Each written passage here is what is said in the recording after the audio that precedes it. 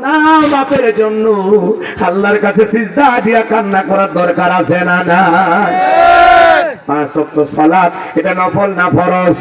একটু জোরে বলেন বাজান।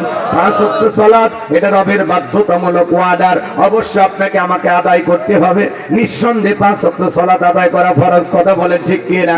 5 ওয়াক্ত সালাত আদায় করবেন, পাশাপাশি গভীর নিশীথে রাতের 1টা 2টা 3টার দিকে ওইটা বিবির ভালোবাসা ত্যাগ কইরা আরামের বিছানা ত্যাগ করে ঠান্ডা পানি দেয়া ওযু বানায়া নিরালায় নিবৃত্তিতে যাই নামাজে দাঁড়িয়ে যায় যারা আল্লাহর প্রিয় গোলাম তারা। যারা তাহাজ্জুদের সালাত আদায় করে আল্লাহ তাদের মর্যাদা বাড়িয়ে দিবেন। আল্লাহু আকবার বলেন।